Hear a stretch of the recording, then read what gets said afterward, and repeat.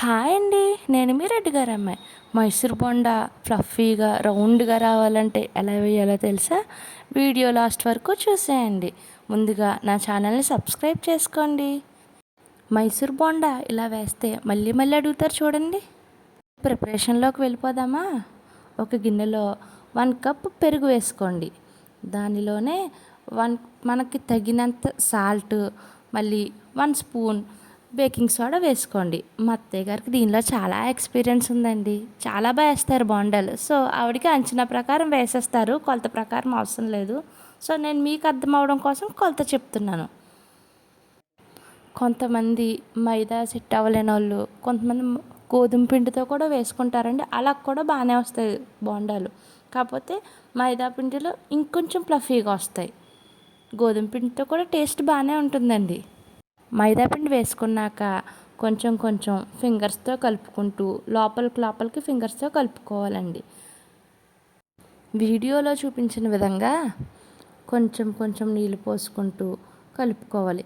In case మీరు వాడిన పెరుగు కనుక గట్టిగా కాకుండా పలచగా ఉంటే నీళ్ళు అవసరం లేదు. అండ్ నీళ్ళు బదులు మొత్తం పెరుగుతో కూడా మీరు కలుపుకోవచ్చు. అది ఆప్షనల్ అండి. ఎలా కలపాలో ఒకసారి అత్తయ్య గారు కలిపి చూపిస్తున్నారు చూడండి.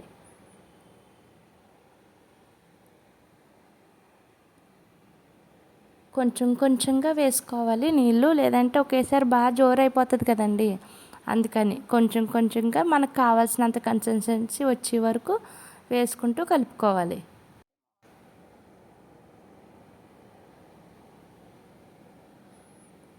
చూసారా, కొంచెం కొంచెం మెత్తగా అవుతుంది. ఒకవేళ ఇన్ కేస్ వాటర్ ఎక్కువైంది అనుకోండి మళ్ళీ జోరుగా అయిపోతుంది కదా, అందుకని కొంచెం కొంచెం వేస్తున్నారండి వాటర్.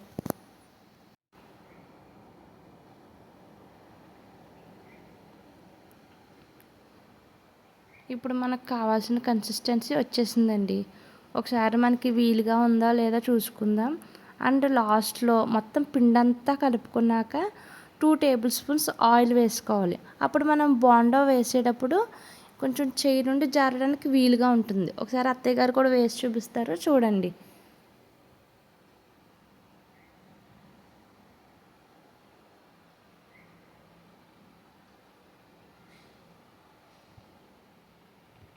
మరొకసారి దానికి కావాల్సిన పదార్థాలు చూద్దామా?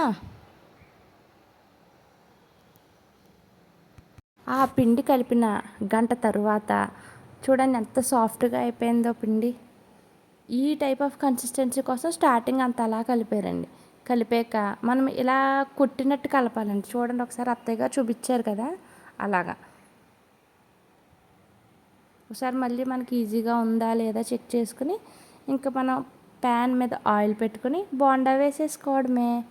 ఎంత ఫ్లఫీగా వస్తున్నాయి చూసారా రౌండ్గా.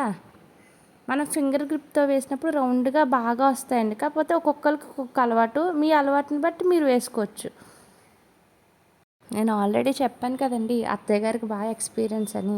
మా ఇంట్లో అందరికీ కూడా అత్తయ్య గారు వేసే బోండా అంటే చాలా ఇష్టం. మా రిలేటివ్స్కి కూడా. రౌండ్గా ఎంత బాగా పొంగినాయో చూసారా. అలా కొంచెం కొంచెం కలుపుతూ ఉంటే మొత్తం చుట్టుపక్కల మొత్తం వేగుతుందండి. మీలో ఎంతమందికి బోండా అంటే ఇష్టమో కామెంట్ చేసేయండి. అదిగోండి చూసారా, మనకు కావాల్సిన కలర్ వచ్చేస్తుందండి. అయిపోయినాయి బోండా, ఎగిపోయినాయి. అత్తయ్య నాకు తినడానికి ప్లేట్లో కూడా తీసేస్తున్నారు. అదిగోండి కలర్ ఎలా ఉందో చూసారా బోండా. వీడియో మీకు నచ్చినట్లయితే షేర్, సబ్స్క్రైబ్. మళ్ళీ చెప్తున్నా, వీడియో నచ్చితే లైక్ చేయండి, షేర్ చేయండి, సబ్స్క్రైబ్ చేసుకోండి. ఉంటా మరి.